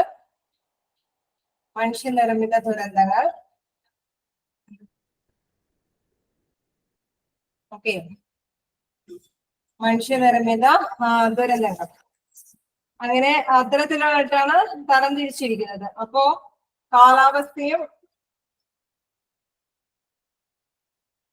ജൈവ ദുരന്തങ്ങൾ തന്നെയാണോ വ്യവസായ ദുരന്തങ്ങളിൽ നമ്മൾ പെടുത്തിയിരിക്കുന്നത്? ജൈവ ദുരന്തങ്ങളിലും വേറെ ഓരോന്നും കൂടി നമ്മൾ ഇവിടെ പെടുത്തിയിട്ടുണ്ട്. അതുകൊണ്ടായിരിക്കാം 5 കൊടുത്തിരിക്കുന്നത്. ഭൂമിശാസ്ത്രപരമായ ദുരന്തങ്ങൾ, കാലാവസ്ഥപരമായ ദുരന്തങ്ങളും ജലസംബന്ധമായ ദുരന്തങ്ങളും ഒന്നിച്ചൊരു കാറ്റഗറൈസ് ചെയ്തിരിക്കുകയാണ്. പിന്നെ ജൈവ ദുരന്തങ്ങൾക്ക് അവിടെ എന്താണ് വ്യവസായ ദുരന്തങ്ങളിൽ കൊടുത്തിരിക്കുന്നതിൽ നിന്ന് വ്യത്യസ്തമായിട്ട് ജൈവ ദുരന്തങ്ങളെയും കൊടുത്തിരിക്കുന്നു. ഓക്കെ, പിന്നെ അപ്പൊ ഇവിടെ രണ്ടും കൂടി മിക്സ് ചെയ്തിട്ടാണ് അത് കൊടുത്തിരിക്കുന്നതെന്ന് ശ്രദ്ധിച്ചു വെക്കുക. വ്യവസായ ദുരന്തങ്ങള്, മനുഷ്യനിർമ്മിത ദുരന്തങ്ങള്, ഭൗമഘടനയുമായി ബന്ധപ്പെട്ടത്, ജലവും കാലാവസ്ഥയുമായി ബന്ധപ്പെട്ടത്, പിന്നെ ഓരോ കാറ്റഗറി ഉള്ളത് ജൈവ ദുരന്തങ്ങളെയാണ്. ജൈവ ദുരന്തങ്ങൾ നമ്മൾ നേരത്തെ കണ്ടായിരുന്നു. എന്താണ്? ഡിസീസുകൾ അല്ലെ. വ്യവസായ ദുരന്തങ്ങൾ നമ്മൾ നേരത്തെ കണ്ടായിരുന്നു. വ്യവസായവുമായി ബന്ധപ്പെട്ട എന്തെങ്കിലും ചോർച്ചകൾ അല്ലെ, എന്തെങ്കിലുമൊക്കെ ഫാക്ടറികളൊക്കെ വരുമ്പോൾ എന്തെങ്കിലും ചോർച്ചകളൊക്കെ സംഭവിക്കുമ്പോൾ. ദെൻ ഭൗമഘടനയുമായി ബന്ധപ്പെട്ടത് ഭൂമിശാസ്ത്രവുമായ ഘടനയിൽ ബന്ധപ്പെട്ട അല്ലെ, ഉരുൾപൊട്ടൽ പോലുള്ള ഘടനയുമായി ബന്ധപ്പെട്ട ദുരന്തങ്ങളാണ്. പിന്നെ ജലവും കാലാവസ്ഥയുമായി ബന്ധപ്പെട്ടത് രണ്ടും കൂടി, അതായത് ഹിമപാതം അല്ലെങ്കിൽ വരൾച്ച, കൊടുങ്കാറ്റ്, പിന്നെ എന്താണ് ജലവുമായി ബന്ധപ്പെട്ട വെള്ളപ്പൊക്കം, അതെല്ലാം കൂടി ഒരു കാറ്റഗറൈസ് ചെയ്യണം. അങ്ങനെ ഒന്നിച്ച് നമ്മുടെ നേരത്തെ മാതിരിയല്ല ഇവിടെ എന്താണ് അവിടെ സെപ്പറേറ്റ് പ്രകൃതി ദുരന്തങ്ങളും അല്ലാത്തയുമായിട്ടാണ് തരംതിരിച്ചത്. ഇത് ഇവിടെ ഒന്നിച്ച് 5 കാറ്റഗറൈസ് ചെയ്താണ് തിരിച്ചിരിക്കുന്നത്. സംസ്ഥാന തലത്തിൽ വരുമ്പോൾ അത് ഏതൊക്കെയാന്ന് ഓർത്ത് വെക്കുക. ജലവും കാലാവസ്ഥയുമായി ബന്ധപ്പെട്ടത്, ഭൗമഘടനയുമായി ബന്ധപ്പെട്ടത്, വ്യവസായ ദുരന്തങ്ങള്, മനുഷ്യനിർമ്മിത ദുരന്തങ്ങള്, പിന്നെ എന്താ പറയുക ജൈവ ദുരന്തങ്ങള്. അപ്പൊ 5 കാറ്റഗറി ഓർത്ത് വെക്കുക. നിങ്ങൾ 5 കാറ്റഗറി നേരത്തെ പഠിച്ചത് തന്നെയാണ്. അത് ഇതില് ഒന്നിച്ച് മിക്സ് ചെയ്ത് നിങ്ങൾ മനസ്സിലാക്കി വെച്ചാൽ മതി. ഓക്കെ. പിന്നെ ഇപ്പോ ഒരു ചെറിയൊരു വേറൊരു ക്വസ്റ്റ്യൻ വരെയാണ്. ഇപ്പൊ ഈ വെടിക്കെട്ട് അപകടം ഏത് തരം ദുരന്തമാണ് എന്നൊരു ചോദ്യം ചോദിച്ചാൽ എന്തായിരിക്കും? വെടിക്കെട്ട് അപകടം ഏത് തരത്തിലുള്ള ഒരു ദുരന്തമാണ് എന്നൊരു ചോദ്യത്തിന് എന്തായിരിക്കും ആൻസർ? മനുഷ്യനിർമ്മിത. ഓക്കെ, മനുഷ്യനിർമ്മിത ദുരന്തമാണ്. അത് നമ്മള് മനുഷ്യന്റെ അല്ലെ, നമ്മള് എന്താ പറയണ വാഹനാപകടങ്ങൾ പോലെ തന്നെ ട്രെയിനും വിമാനവും റോഡ് അപകടങ്ങൾ പോലെ തന്നെയാണ് എന്ത് വെടിക്കെട്ട് അപകടം. അത് മനുഷ്യൻ തന്നെ ഉണ്ടാകുന്ന ഒരു അപകടം തന്നെയാണ്. അപ്പൊ അത് അങ്ങനെയൊക്കെയുള്ള ചോദ്യങ്ങൾ ചോദിച്ചാൽ നിങ്ങൾ ഓർത്ത് വെക്കണം. ഇത് പ്രകൃതിയാണോ, കാലാവസ്ഥയാണോ, ജലവുമാണോ, അല്ലെങ്കിൽ അങ്ങനെ നമുക്ക് കിട്ടുന്ന ഓപ്ഷൻ അനുസരിച്ചല്ലേ. നമുക്ക് പ്രകൃതിയുമായി ബന്ധപ്പെട്ട അങ്ങനെയൊക്കെയുള്ള ഒരു ഓപ്ഷൻസ് ഒക്കെയാണ് വന്നെങ്കിൽ അതുമായി ബന്ധപ്പെട്ട, അതല്ലെങ്കിൽ ഇങ്ങനെ കാറ്റഗറൈസ് ചെയ്തിട്ടുള്ള ചോദ്യമാണെങ്കിൽ ആ രീതിയിൽ മനസ്സിലാക്കി വെക്കാം. അപ്പൊ തീർച്ചയായിട്ടും നിങ്ങൾക്ക് അത് കാറ്റഗറൈസ് ചെയ്യാൻ മനസ്സിലാക്കി പറ്റിയിട്ടുണ്ടാവും. കാരണം സംസ്ഥാനമാണെങ്കിലും ദേശീയമാണെങ്കിലും അത്യാവശ്യം നിങ്ങൾക്കത് തിരിച്ചറിയാനായിട്ട് പറ്റിയിട്ടുണ്ടാവും. നെക്സ്റ്റ് നമുക്ക് വീണ്ടും എന്തായത് അന്താരാഷ്ട്ര ഡേറ്റുകളും കുറച്ച് കാര്യങ്ങളും കൂടി നോക്കാം. അന്താരാഷ്ട്ര നാച്ചുറൽ ഡിസാസ്റ്റർ റിഡക്ഷൻ ദിനം. അന്താരാഷ്ട്ര നാച്ചുറൽ ഡിസാസ്റ്റർ റിഡക്ഷൻ ദിനം. അങ്ങനെ ഒരു ചോദ്യം ചോദിച്ചാൽ എന്താണ് ദുരന്ത നിവാരണ ദിനത്തിന്റെ ആ ഡേറ്റ് എന്ന് ചോദിച്ചാല് ഒക്ടോബർ 13. അന്താരാഷ്ട്ര നാച്ചുറൽ ഡിസാസ്റ്റർ റിഡക്ഷൻ ദിനം അല്ലെങ്കിൽ അന്താരാഷ്ട്ര തലത്തിലുള്ള ദുരന്ത നിവാരണ ദിനം എന്നാന്ന് ചോദിച്ചാല് ഒക്ടോബർ 13 ഓർത്ത് വെച്ചേക്കാം. ദെൻ കാലാവസ്ഥ നിരീക്ഷണ വകുപ്പിന്റെ മഴയെ പറ്റിയുള്ള മുന്നറിയിപ്പ് സംവിധാനത്തിൽ മഴയില്ല എന്ന് സൂചിപ്പിക്കുന്ന കോഡ് ഏത്? മഴ ഇല്ല എന്ന് സൂചിപ്പിക്കുന്ന കോഡ് ഏത്? അങ്ങനെ ഒരു ചോദ്യം വന്നാല് എന്തായിരിക്കും? White alert. വൈറ്റ് അല്ലെ? അങ്ങനെ തന്നെയല്ലേ പറഞ്ഞത്? അതെ അതെ. ഓക്കെ, വെളുപ്പ് കോഡ്. അതായത് അതിന്റെ ബ്രാക്കറ്റിൽ നിങ്ങൾ ഓർത്ത് വെച്ചേക്കുക. പച്ച നേരിയ അല്ലെങ്കിൽ മിതമായ മഴയെയും മഞ്ഞ ഒറ്റപ്പെട്ട ശക്തമായ മഴയെയും നിങ്ങൾ സൂചിപ്പിക്കുന്നു എന്നുള്ള കാര്യം നിങ്ങൾ നേരത്തെ പഠിച്ചു അല്ലെ? റെഡ് അലേർട്ട്, യെല്ലോ അലേർട്ട് എന്നൊക്കെ പറഞ്ഞപ്പോ നമ്മൾ പഠിച്ചു. ഗ്രീൻ അലേർട്ടിനെ കുറിച്ചൊക്കെ പഠിച്ചു. ആ ടൈമിലും ഒരു വൈറ്റിന്റെ കാര്യം ആരോ സൂചിപ്പിച്ചിരുന്നു. പക്ഷെ അന്ന് ഞാൻ അത് ഡിസ്കസ് ചെയ്തില്ല. കാരണം ആ ഒരു നമുക്ക് എന്താ പറയുക അലേർട്ടുകളുടെ പാഠത്തിൽ അതാണ് പൊതുവെ തരാറ് അല്ലെ? ഗ്രീനും യെല്ലോയും ഓറഞ്ചും റെഡ് ആണ് നമുക്ക് കിട്ടാറ്. അപ്പൊ അത്തരത്തിലുള്ള ഇതാണ് പറഞ്ഞ ഡിസ്കസ് ചെയ്തുള്ളൂ. വെളുപ്പിന്റെ കാര്യം നിങ്ങൾ ശ്രദ്ധിച്ചു വെക്കുക. അതെന്താണ്? കാലാവസ്ഥ നിരീക്ഷണ വകുപ്പിന്റെ മഴയെ പറ്റിയുള്ള മുന്നറിയിപ്പ് സംവിധാനത്തിൽ മഴ ഇല്ല എന്ന് സൂചിപ്പിക്കുന്ന കോഡാണ് വെളുപ്പ്. വീണ്ടും ശതമാനാടിസ്ഥാനത്തിൽ വെള്ളപ്പൊക്ക സാധ്യതാ പ്രദേശങ്ങൾ ഏറ്റവും കുറവുള്ള ജില്ല. കുറച്ച് കുഞ്ഞു കാര്യങ്ങളാണ്. നമ്മൾ നേരത്തെ ഒരു ദുരന്തത്തിനെ കുറിച്ചുള്ള ഒരു ടോപ്പിക്ക് കഴിഞ്ഞു. ഇനി അടുത്തൊരു വേറൊരു കുറച്ച് ചെറിയ ക്വസ്റ്റ്യൻസുമായി ബന്ധപ്പെട്ടാണ്. അപ്പൊ അതില് അടുത്തത് എന്താണ്? ശതമാനാടിസ്ഥാനത്തിൽ വെള്ളപ്പൊക്ക സാധ്യതാ പ്രദേശങ്ങൾ ഏറ്റവും കുറവുള്ള ജില്ല ഏതാന്ന് ചോദിച്ചാൽ ഇടുക്കി ജില്ലയാണ്. നമ്മൾ ആരും അത്ര ഇങ്ങനെ പ്രതീക്ഷിക്കില്ല ഇങ്ങനെയുള്ള ചോദ്യങ്ങളിൽ വരുന്ന ആൻസറുകൾ. ശ്രദ്ധിച്ചു വെക്കുക. ശതമാനാടിസ്ഥാനത്തിൽ വെള്ളപ്പൊക്ക സാധ്യതാ പ്രദേശങ്ങൾ ഏറ്റവും കുറവുള്ള ജില്ല ഇടുക്കിയാണ്. ശതമാനാടിസ്ഥാനത്തിൽ വെള്ളപ്പൊക്ക സാധ്യതാ പ്രദേശങ്ങളിൽ ഏറ്റവും കൂടുതലുള്ള ജില്ല ഏതായിരിക്കും? വെള്ളപ്പൊക്ക സാധ്യത ഏറ്റവും കൂടുതലുള്ള ജില്ല നിങ്ങൾ തന്നെ ഒന്ന് പറഞ്ഞു നോക്കി. വെള്ളപ്പൊക്കം വരാൻ സാധ്യതയുള്ള ജില്ല ഏതാണ്? നമ്മുടെ സംസ്ഥാനത്ത് ഏറ്റവും കൂടുതൽ വരാൻ സാധ്യതയുള്ള ജില്ല ഏതാണ്? ആലോചിച്ചോളൂ. ഏറ്റവും കൂടുതൽ വെള്ളപ്പൊക്കം വരാനായിട്ട് സാധ്യതയുള്ള ജില്ല സമുദ്രനിരപ്പിന് താഴെയുള്ള ഒരു ജില്ലയില്ലേ? ആരും ഓർക്കുന്നില്ല. പറയൂ. ആലപ്പുഴ. ഓക്കെ, ആലപ്പുഴ ജില്ലയാണ് എന്താണ് വെള്ളപ്പൊക്ക ജില്ലാ അടിസ്ഥാനത്തിൽ വെള്ളപ്പൊക്ക സാധ്യതാ പ്രദേശങ്ങൾ ഏറ്റവും കൂടുതലുള്ള ജില്ല ആലപ്പുഴയാണ്. ഏറ്റവും കുറവുള്ള ജില്ല എന്താണ്? ഇടുക്കിയാണ്. ഓർക്കാം, ഇടുക്കി അണക്കെട്ടുകളുമായി ബന്ധപ്പെട്ടൊക്കെ നോക്കുമ്പോൾ എപ്പോഴും ഇടുക്കി മുന്നിലാണ് അല്ലെ? അപ്പൊ നമ്മളെപ്പോഴും കേട്ടുകേൾവിയുള്ള ഒരു പ്രദേശമാണ് എന്ത് ഇടുക്കി. അവിടെയാണ് എന്ത് വെള്ളപ്പൊക്ക സാധ്യത കുറവുള്ള ജില്ല. ഇനി പ്രകൃതി ദുരന്തങ്ങൾ കൈകാര്യം ചെയ്യുന്ന കേന്ദ്രത്തിലെ വകുപ്പ് ഏതാന്ന് ചോദിച്ചാൽ, പ്രകൃതി ദുരന്തങ്ങൾ കൈകാര്യം ചെയ്യുന്ന കേന്ദ്രത്തിലെ വകുപ്പ് ഏതെന്ന് ചോദിച്ചാൽ എന്താണ്? ആർക്കെങ്കിലും പറയാൻ കഴിയോ? പ്രകൃതി ദുരന്തങ്ങൾ കൈകാര്യം ചെയ്യുന്ന കേന്ദ്രത്തിലെ വകുപ്പ് ആഭ്യന്തര വകുപ്പാണ്. അതായത് ആഭ്യന്തര മന്ത്രാലയമാണ്. ആഭ്യന്തര മന്ത്രാലയമാണ്. പ്രകൃതി ദുരന്തങ്ങൾ കൈകാര്യം ചെയ്യുന്ന കേന്ദ്രത്തിലെ വകുപ്പ് ആഭ്യന്തര മന്ത്രാലയമാണ്. ഇതിന് നമ്മളുടെ നേരത്തെ പഴയ കുറച്ച് കാര്യങ്ങൾ എന്നത് വെക്കുന്നുള്ളൂ. നിങ്ങൾക്ക് ഓർമ്മയുണ്ടാവായിരിക്കും, ചിലപ്പോൾ വരുമൊന്നും അറിയില്ല ക്വസ്റ്റ്യൻസ്. എന്നാലും ജസ്റ്റ് ഒന്ന് ഓർത്ത് വെച്ചേക്കുക, നമ്മൾ പഠിച്ചു പോയതായിരിക്കും. ഏത് കായലിലാണ് പെരുമൺ ദുരന്തത്തിൽ ഐലൻഡ് എക്സ്പ്രസിന്റെ ബോഗികൾ പതിച്ചത്? ഇതൊക്കെ പണ്ട് ഉള്ള ഹിസ്റ്ററി ചോദ്യങ്ങളൊക്കെയാണ്. പക്ഷെ ഇനി ഇപ്പൊ എടുത്തിട്ടോന്നൊന്നും അറിയില്ല. ഏതൊക്കെയാണ് നമ്മൾ പഠിച്ചു പോയതായിരിക്കും. അതുകൊണ്ട് ഞാൻ വെറുതെ ഓർക്കാൻ വേണ്ടി ഇട്ടതാണ്. എന്താണ്? ഏത് കായലിലാണ് പെരുമൺ ദുരന്തമാണെന്ന് പറഞ്ഞു കഴിഞ്ഞാൽ എന്താണ്? അഷ്ടമുടി കായലാണ്. ഓക്കെ. പൊതുവെ എത്ര ഡിഗ്രിയിൽ, ഇതൊരു വേറെ പ്രശ്നമാണ്, ശ്രദ്ധിക്കാം. പൊതുവെ എത്ര ഡിഗ്രിയിൽ കൂടുതൽ ചെരിവുള്ള ഇടങ്ങളാണ് ഉരുൾപൊട്ടൽ സാധ്യതയുള്ളതായി കണ്ടെത്തിയിട്ടുള്ളത്? 20 ഡിഗ്രി. 20 ഡിഗ്രി. ഓക്കെ. 20 ഡിഗ്രിയിൽ കൂടുതൽ ചരിവുള്ള ഇടങ്ങളാണ് ഉരുൾപൊട്ടൽ സാധ്യത ഇതിൽ വരാനായിട്ട് സാധ്യതയുള്ളത്. വീണ്ടും എന്താണ്? ഇടിമിന്നൽ മൂലമുള്ള ദുരന്തം കുറയ്ക്കാനായി ആക്ഷൻ പ്ലാൻ നടപ്പാക്കാൻ തീരുമാനിച്ച രാജ്യത്തെ ആദ്യ സംസ്ഥാനം അറിയാമോ? നിങ്ങളെല്ലാം ആരെങ്കിലും കേട്ടിട്ട് ചെയ്തിട്ടുണ്ടോ? ഇടിമിന്നൽ മൂലമുള്ള ദുരന്തം കുറയ്ക്കാനായി ആക്ഷൻ പ്ലാൻ നടപ്പാക്കാൻ തീരുമാനിച്ച രാജ്യത്തെ ആദ്യ സംസ്ഥാനം ആരെങ്കിലും കേട്ടിട്ടുണ്ടോ? കേരളമാണ്. ഓർത്ത് വെക്കാം. ഇടിമിന്നൽ മൂലമുള്ള ദുരന്തം കുറയ്ക്കാനായി ആക്ഷൻ പ്ലാൻ നടപ്പാക്കാൻ തീരുമാനിച്ച രാജ്യത്തെ ആദ്യ സംസ്ഥാനം കേരളമാണ്. ഓക്കെ. കനത്ത മഴയെ തുടർന്ന് പെട്ടെന്ന് ജലനിരപ്പ് ഉയർന്ന പ്രതിഭാസം നമ്മൾ കേട്ടിട്ടുണ്ടോ? കനത്ത മഴയെ തുടർന്ന് പെട്ടെന്ന് ജലനിരപ്പ് ഉയരുന്ന പ്രതിഭാസം പറഞ്ഞു നോക്കി. നമ്മൾ എപ്പോഴും ന്യൂസ് ഒക്കെ കേൾക്കുമ്പോൾ പറയില്ലേ, പെട്ടെന്ന് അങ്ങോട്ട് മഴ വന്നു, പിന്നെ എന്ത് സംഭവിച്ചു എന്ന് പറയാതെ? കനത്ത മഴയെ തുടർന്ന് പെട്ടെന്ന് ജലനിരപ്പ് ഉയരുന്ന പ്രതിഭാസത്തിനെയാണ് എന്ത്? മലവെള്ള പാച്ചിൽ എന്ന് പറയുന്നത്. എന്താണത്?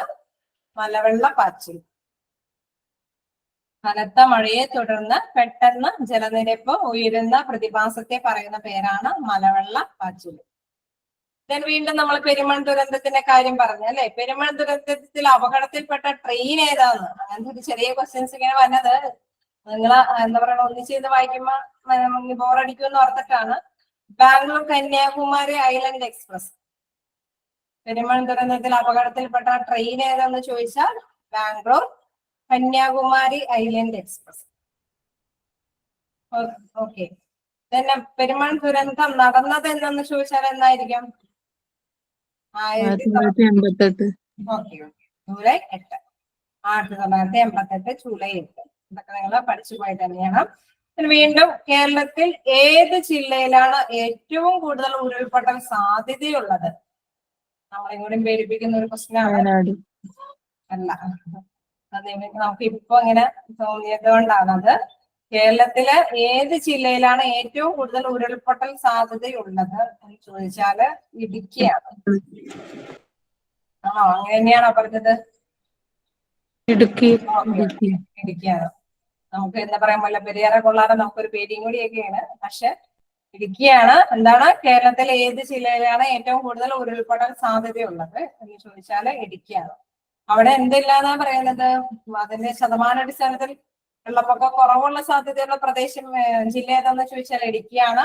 പക്ഷെ എന്താണ് ഏറ്റവും കൂടുതൽ ഉരുൾപൊട്ടൽ സാധ്യതയുള്ളത് എന്നുള്ള ജില്ല ചോദിച്ചാൽ ആൻസർ ഇടുക്കി തന്നെയാണ്. വെള്ളപ്പൊക്കം കുറവാണെങ്കിലും ഉരുൾപൊട്ടൽ വരാൻ സാധ്യതയുള്ള ജില്ലയാണെന്ന് ഓർത്ത് വെച്ചേക്കാം. ദേശീയ ദുരന്ത പ്രതികരണ സേനയുടെ ഇന്ത്യയിലെ ഏക ബറ്റാലിയൻ എവിടെയാണെന്ന് ചോദിച്ചാല് തമിഴ്നാടാണ്.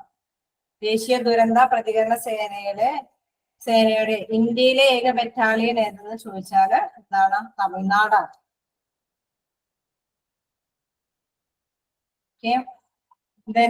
ദേശീയ ദുരന്ത പ്രതികരണ സേനയുടെ ദക്ഷിണേന്ത്യയിലെ ഏക ബറ്റാലിയന്റെ ആസ്ഥാനം എവിടെയെന്ന് ചോദിച്ചാൽ വെല്ലൂർ. ദേശീയ ദുരന്ത പ്രതികരണ സേനയുടെ ദക്ഷിണേന്ത്യയിലെ എഗ് ബറ്റാലിയന്റെ ആസ്ഥാനം.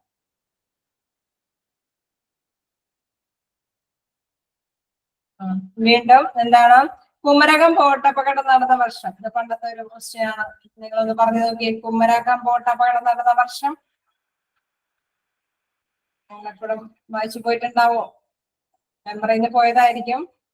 കുമരകം ബോട്ടപകടം നടന്ന 1924 അത് നമ്മുടെ വെള്ളപ്പൊക്കം അതിന്റെ വർഷമാണ്. 2002 ജൂലൈ 27. 2002 ജൂലൈ 27.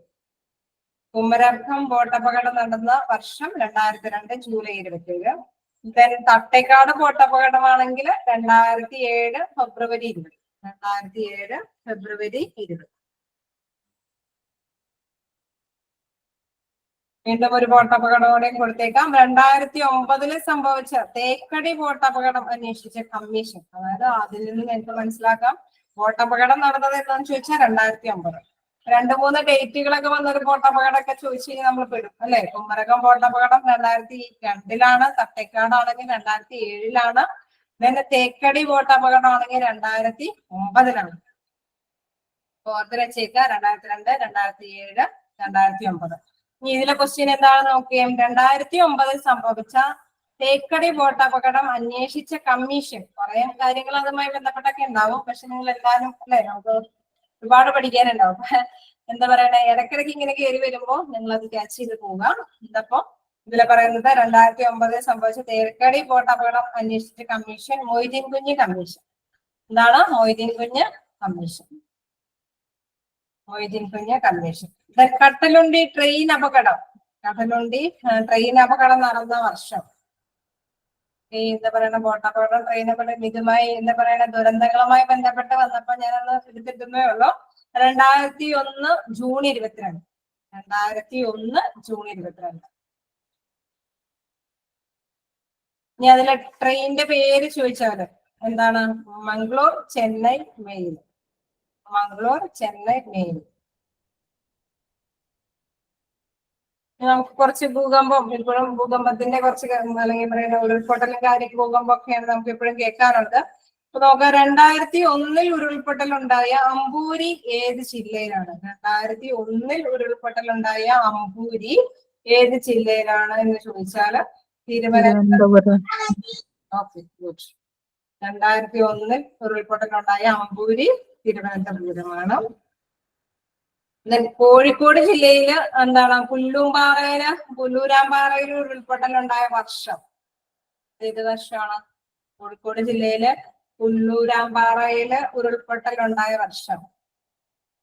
നമ്മള് ഒരു ഇത് വരുമ്പോഴാണ് നമ്മൾ ബാക്കി നമ്മൾ ഓർത്തു പോകുക അല്ലെ. എന്തെങ്കിലുമൊക്കെ ക്വസ്റ്റ്യൻസ് അതുമായി ബന്ധപ്പെട്ട് നമ്മൾ പഠിച്ചിട്ടുണ്ടോ? പക്ഷെ അതുമായി ബന്ധപ്പെട്ട വേറെ ക്വസ്റ്റ്യൻസ് ഒക്കെ വന്നാലോ അപ്പൊ നമ്മൾ ശ്രദ്ധിച്ചു വരിക. കോഴിക്കോട് ജില്ലയിലെ പുല്ലൂരാമ്പാറയിൽ ഉരുൾപൊട്ടൽ ഉണ്ടായ വർഷം 2002.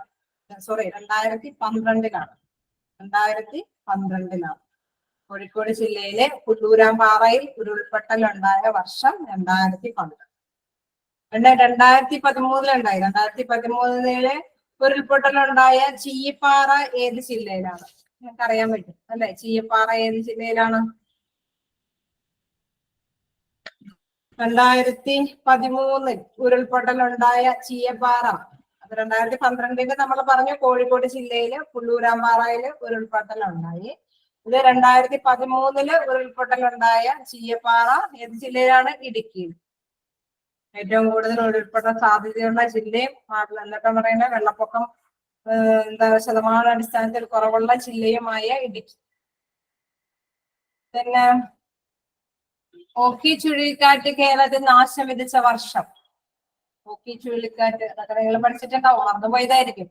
ഓഖി ചുഴലിക്കാറ്റ് കേരളത്തിൽ നാശം വിധിച്ച വർഷം ഒന്ന് ഓർത്ത് നോക്കി. ഓഖി ചുഴലിക്കാറ്റ് കേരളത്തിൽ നാശം വിധിച്ച വർഷം 2017. 2017. നേരത്തെ ഒരു ആൻസർ പറഞ്ഞ നോക്കിക്കോ. കേരള ചരിത്രത്തിൽ 99 വെള്ളപ്പൊക്കം എന്നറിയപ്പെടുന്ന സംഭവം നടന്ന വർഷം. 1924. അപ്പൊ നേരത്തെ നമുക്ക് ഒരു ആൻസർ വന്നതാണ് അത് 1924. അത് നമുക്ക് എല്ലാവർക്കും അറിയാം. ദെൻ കൊടുങ്ങല്ലൂർ തുറമുഖത്തിന്റെ നാശത്തിന് കാരണമായ വെള്ളപ്പൊക്കം ഉണ്ടായ വർഷം. കൊടുങ്ങല്ലൂർ തുറമുഖത്തിന്റെ നാശത്തിന് കാരണമായ വെള്ളപ്പൊക്കം ഉണ്ടായി. ഇപ്പൊ വെള്ളപ്പൊക്കത്തിന്റെ കാര്യം വരുമ്പോ ഇനി വേറെ എന്തെങ്കിലും റിലേറ്റീവ് വന്നിട്ട് 1341 ഓക്കെ ഓക്കെ ഓക്കെ 1340. പഠിക്കാനൊരു ചെറിയൊരു എളുപ്പമല്ലേ. 1 3 4 1 1341. അത് തന്നെ, അതായത് കൊടുങ്ങല്ലൂർ തുറമുഖത്തിന്റെ നാശത്തിന് കാരണമായ വെള്ളപ്പൊക്കമാണ്. അപ്പൊ നമ്മൾ നേരത്തെ പഠിച്ചു കേരള ചരിത്രത്തിലെ 99 വെള്ളപ്പൊക്കം എന്നറിയപ്പെടുന്ന സംഭവം നടന്ന വർഷം 1924 അത് 99 വെള്ളപ്പൊക്കം എന്ന് പറയും. അങ്ങനെ വീണ്ടും കൊടുങ്ങല്ലൂർ തുറമുഖത്തിന്റെ നാശത്തിന് കാരണമായ വെള്ളപ്പൊക്കം ഉണ്ടായ വർഷം 1341. 2019 ഉരുൾപൊട്ടൽ ഉണ്ടായ മലപ്പുറം ജില്ലയിലെ സ്ഥലം. അപ്പൊ അതിനിടയ്ക്കിടയ്ക്ക് 2017 പറഞ്ഞു, അതിനോടൊപ്പം തന്നെ എന്താ 2000 അവിടെ ഇവിടെയൊക്കെ അല്ലെ 2013 പറഞ്ഞു, 2012 പറഞ്ഞു. ഈ ഇയേഴ്സ് ഒക്കെ നിങ്ങളൊന്ന് ജസ്റ്റ് നോട്ട് ചെയ്ത് വെക്കണേ, മാറിപ്പോകരുത്. ഇതാണ് നമുക്ക് ഏറ്റവും വലിയ പറ്റി. അപ്പൊ ശ്രദ്ധിച്ച് തന്നെ മനസ്സിലാക്കി വെക്കുക. 2019 ഉരുൾപൊട്ടൽ ഉണ്ടായ മലപ്പുറം ജില്ലയിലെ സ്ഥലം. ചിലപ്പോ ജില്ലയായിരിക്കാം, ചിലപ്പോ സ്ഥലമായിരിക്കാം, ചിലപ്പോ ഇയർ ആയിരിക്കാം. Okay okay good. കവളപ്പാറ. 2019 ഉരുൾപൊട്ടൽ ഉണ്ടായ മലപ്പുറം ജില്ലയിലെ സ്ഥലം കവളപ്പാറ. ദെൻ വയനാട് ജില്ലയിലെ പുത്തുമലയിൽ ഉരുൾപൊട്ടൽ ഉണ്ടായ വർഷം.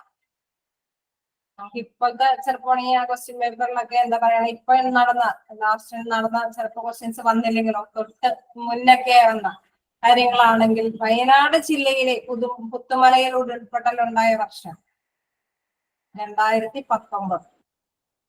വയനാട് ജില്ലയിലെ പുത്തുമലയിൽ ഉരുൾപൊട്ടൽ ഉണ്ടായ വർഷം 2019. 2019. അപ്പൊ ഈ വർഷങ്ങളുടെ കാര്യങ്ങളാണ്. അപ്പൊ നിങ്ങൾ ശ്രദ്ധിച്ചൊക്കെ നോക്കണേ. സുനാമി തിരകൾ കേരള തീരത്ത് കനത്ത നാശം വിതച്ച വർഷം. അതും ആരെങ്കിലും ഓർത്ത് വെക്കുന്നുണ്ടാവോ? 2004 ഡിസംബർ 26. അതിങ്ങനെ എന്താ പറയുക, ക്രിസ്മസിന്റെ ഒക്കെ പിറ്റേ ദിവസം അല്ലെ? ഓക്കെ ഓക്കെ 2004 എല്ലാവരും പറയുന്നുണ്ട്. ഓർത്ത് വെക്കാം. എന്താണ് ഡിസംബർ 26. 2004 എന്താ പറയുക, സുനാമിയിൽ ഏറ്റവും കൂടുതൽ പേർക്ക് ജീവനാശം സംഭവിച്ചത് ഏത് ജില്ലയിലാണ്? സുനാമിയിൽ ഏറ്റവും കൂടുതൽ പേർക്ക് ജീവനാശം സംഭവിച്ച ജില്ല എന്ന് ചോദിച്ചാൽ എന്താ പറയാൻ പോകുന്നുണ്ടെന്ന് തോന്നുന്നു? കൊല്ലം. കൊല്ലംകാർക്കത് എന്താ പറയാ, മൺകുട്ടും അല്ലെ ആക്സെപ്റ്റബിൾ ആയിരിക്കില്ല. അപ്പൊ 2004 സുനാമിയിൽ ഏറ്റവും കൂടുതൽ പേർക്ക് ജീവനാശം സംഭവിച്ചത് ഏത് ജില്ലയിലാണെന്ന് ചോദിച്ചാല് കൊല്ലം ജില്ലയിലാണ്. 2020 ഉരുൾപൊട്ടൽ ഉണ്ടായ പെട്ടിമുടി ഏത് ജില്ലയിലാണ്? 2020 ഉരുൾപൊട്ടൽ ഉണ്ടായ പെട്ടിമുടി ഏത് ജില്ലയിലാണ്? യെസ്. കൂടുതൽ എന്താ പറയണേ, എന്താ നമ്മൾക്ക് ഉരുൾപൊട്ടൽ സാധ്യതയുള്ള ഉരുൾപൊട്ടൽ സാധ്യതയുള്ള ഒരു ജില്ല തന്നെയാണ് വീണ്ടും പറയുന്നത്. 2020 ഉരുൾപൊട്ടൽ ഉണ്ടായ പെട്ടിമുടി ഇടുക്കിയിലാണ്. മഹാരാഷ്ട്രയിൽ ലത്തൂർ ഭൂകമ്പം നടന്ന വർഷം. അതായത് ദേശീയ തലത്തിലെങ്ങാനും ഒരു ചോദ്യം വന്നാൽ നമുക്ക് സംസ്ഥാന തലം കുറച്ച് നോക്കി ഇടയ്ക്കൊന്ന് 2-3 ഇടയ്ക്ക് വന്നല്ലോ, നിങ്ങൾ ഓർത്ത് വെക്കാൻ പറ്റുമെങ്കിൽ ഓർത്ത് വെച്ചോട്ടെ എന്ന് ഓർത്തിട്ടാണ്. മഹാരാഷ്ട്രക്ക് ഇത്തിരി ഡേഞ്ചറായ കാര്യങ്ങൾ നടന്നതാണ്. അപ്പൊ മഹാരാഷ്ട്രയിലെ ലത്തൂർ ഭൂകമ്പം നടന്ന വർഷം എന്ന് ചോദിച്ചാൽ 1993 സെപ്റ്റംബർ 30. 1993 സെപ്റ്റംബർ 30. ദെൻ ഭോപ്പാൽ വാതക ദുരന്തം നടന്നത് എന്നാണ്? നിങ്ങളെ പഴയ ഹിസ്റ്ററി ആണെന്ന് ഓർത്ത് നോക്കിയേ. ഭോപ്പാൽ വാതക ദുരന്തം നടന്ന വർഷം 1984. Okay okay. നിങ്ങളുടെ പഴയ ഓർമ്മ പുതുക്കുകയും കൂടി ചെയ്യാലോ. 1984 ഡിസംബർ. 2001 ഉരുൾപൊട്ടൽ ഉണ്ടായ ബെല്ലിയാനി ഏത് ജില്ലയിലാണ്? 2001 ഉരുൾപൊട്ടൽ ഉണ്ടായ ബെല്ലിയാനി ഏത് ജില്ലയിലാണ്? ഏത് ജില്ലയിലാണ്? നമ്മുടെ ഉരുൾപൊട്ടൽ കൂടുതലുണ്ടായ ജില്ല ഏതാ? ഇടുക്കി. ഉണ്ടാവാൻ സാധ്യതയുള്ള ജില്ല തന്നെയാണ്. എനിക്ക് തോന്നുന്നു അങ്ങനെ ചിലപ്പോ ആണെങ്കിൽ അത് അവിടെ കുറച്ച് ഇതുകൾ നടന്നിട്ടുണ്ട് എങ്കിൽ അതൊരു ക്വസ്റ്റ്യൻ ആയിട്ട് വന്നാലോ, അങ്ങനെ ഒരു കൺസെപ്റ്റിലാണ് അത്. ഇടുക്കിയെ കൂടുതൽ പ്രതിനിധീകരിച്ച് ആളുകളും നമ്മൾ നോട്ട് ചെയ്ത് വെക്കാം. അതായത് 2001 ഉരുൾപൊട്ടലുണ്ടായ ബെല്ലിയാണി ഏത് ജില്ലയിലാണെന്ന് ചോദിച്ചാൽ ഇടുക്കി. വീണ്ടും 2001 ഉരുൾപൊട്ടലുണ്ടായ കൊക്കയാർ അത് ഏത് ജില്ലയിലാണെന്ന് ചോദിച്ചാലും ഇടുക്കി തന്നെയാണ്.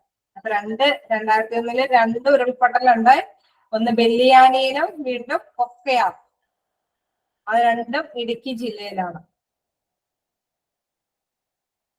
പിന്നെ വീണ്ടും 2021 ഉരുൾപൊട്ടലുണ്ടായ, അത് നിങ്ങള് സോറിട്ടാ, ഞാൻ 2001 പറഞ്ഞു. 2001 ഉരുൾപൊട്ടലുണ്ടായ ബെല്ലിയാണി ഏത് ജില്ലയിലാണെന്ന് ചോദിച്ചാൽ ഇടുക്കിയാണ്. 2021 എന്ത് കൊക്കയാർ അവിടെ ഉരുൾപൊട്ടലുണ്ടായത്, അത് ഇടുക്കിയാണ്. ആ ഇയർ മാറിപ്പോയി, 2021 ഞാൻ പറഞ്ഞത് 2001 തന്നെയാണ്, റിപ്പീറ്റ് ചെയ്ത് പറഞ്ഞു. 2021 ഉരുൾപൊട്ടലുണ്ടായ കൊക്കയാർ ഏത് ജില്ലയിലാണ്? ഇടുക്കി. വീണ്ടും 2021 തന്നെ ഉരുൾപൊട്ടലുണ്ടായ കുട്ടിക്ക്, അത് ഏത് ജില്ലയിലാണെന്ന് ചോദിച്ചു കഴിഞ്ഞാലാണ് കോട്ടയം. 2021 ഉരുൾപൊട്ടലുണ്ടായ കുട്ടിക്ക് ഏത് ജില്ലയിലാണെന്ന് ചോദിച്ചാൽ കോട്ടയം.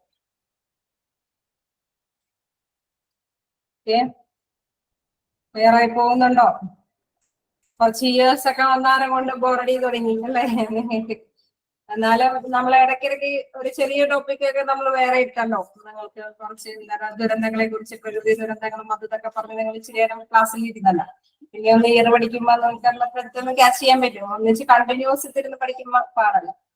അപ്പോ അത് കുറച്ച് നോട്ട് ചെയ്ത് വെക്കുക. എന്താ ഭൂകമ്പവുമായി ബന്ധപ്പെട്ട അല്ലെങ്കിൽ ഉരുൾപൊട്ടലുമായി ബന്ധപ്പെട്ട കുറച്ച് കാര്യങ്ങളൊക്കെ വന്നാലോ.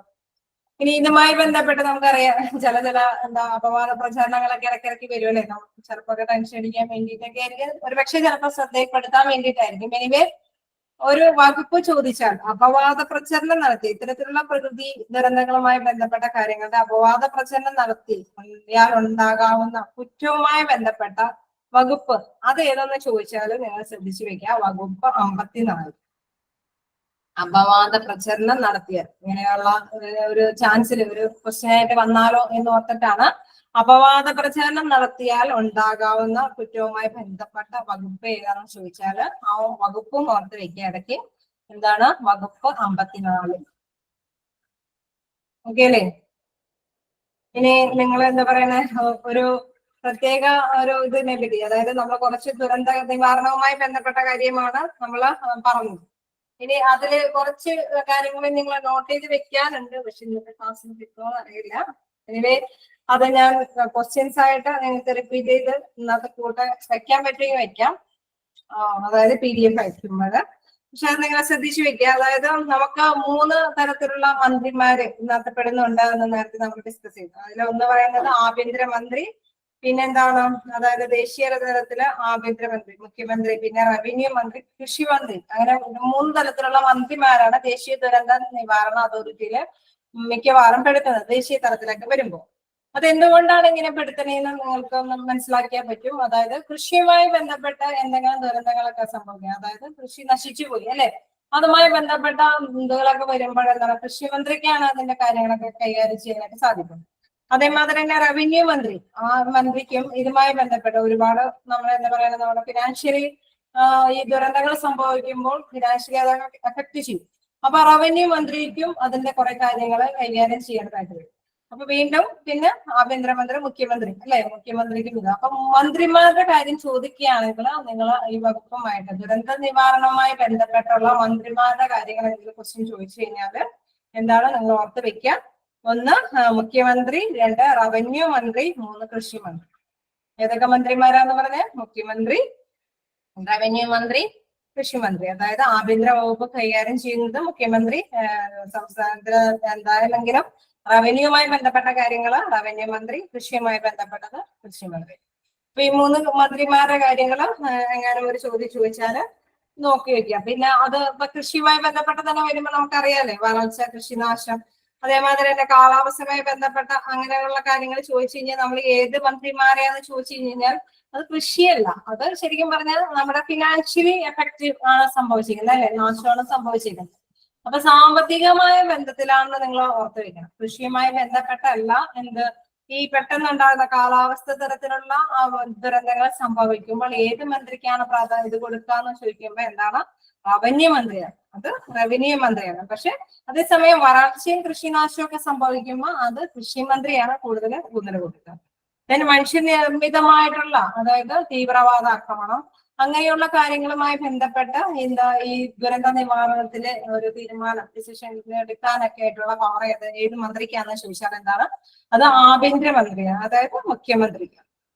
അപ്പൊ ഇങ്ങനെയുള്ള ക്വസ്റ്റ്യൻസ് എങ്ങനെയാ വന്നതെന്ന് അറിയില്ല, നിങ്ങളത് ശ്രദ്ധിച്ചു വെക്കുക. കൃഷിയുമായി ബന്ധപ്പെട്ടൊക്കെയുള്ള ഒരു ഡിസിഷൻസ് എടുക്കാൻ വേണ്ടിയിട്ടാണ് കൃഷി, അതായത് വരൾച്ച, കൃഷിനാശം ഇങ്ങനെയൊക്കെ സംഭവിക്കുമ്പോൾ, വീണ്ടും എന്തെങ്കിലും കാലാവസ്ഥയുമായി ബന്ധപ്പെട്ട എന്തെങ്കിലുമൊക്കെ പ്രോബ്ലംസ് ഒക്കെ സംഭവിക്കുമ്പോൾ അതിൽ ഏത് മന്ത്രിക്കാണ് എന്നുള്ള ചോദ്യം വന്നാല് റവന്യൂ മന്ത്രിയാണ്. then എന്താണ് ദേശീയ ഇതിൽ പറയുന്ന, അതായത് മനുഷ്യനിർമ്മിതമായി ബന്ധപ്പെട്ട തീവ്രവാദ ആക്രമണവും അങ്ങനെയുള്ള കാര്യങ്ങളൊക്കെ വരുമ്പോൾ എന്താണ് ഏത് മന്ത്രിക്കാന്ന് ചോദിച്ചാല് എന്താണ്, നമ്മുടെ മുഖ്യമന്ത്രിക്കായിരുന്നു. ഇപ്പൊ 3 മന്ത്രിമാരുടെ കാര്യങ്ങളും അതുകൊണ്ട് നിങ്ങൾ ശ്രദ്ധിക്ക് വെക്കണം എന്നുകൂടി ഓർത്ത് വെക്കുക. ഇന്നത്തെ ക്ലാസ്സിൽ നിങ്ങൾ അത്യാവശ്യം കുറച്ച് അല്ലെ കാര്യങ്ങൾ കൂടി മനസ്സിലാക്കി. ഇനി നെക്സ്റ്റ് ടൈമിൽ നമുക്കപ്പോ കാണാം. ഇങ്ങനെ എന്തായാലും ഫോളോ ചെയ്യാൻ പറ്റിയില്ലേ? എന്തെങ്കിലും കിട്ടാത്തതുണ്ടോ? ഇന്ന് പഠിപ്പിച്ചതിന് എന്തെങ്കിലും ഒന്ന് ഡിസ്കസ് ചെയ്യാനുണ്ടോ? ഡൗട്ടായിട്ട് എന്തെങ്കിലും ഇല്ല എങ്കിൽ നമ്മുടെ ടൈം എന്താണ് ഓവറായി, നമുക്ക് ക്ലോസ് ചെയ്യാം. Okay bye. നന്നായി തന്നെ പഠിക്കാം, സമയം കളയാതിരിക്കുക. Thank you, Miss. Thank you miss. Okay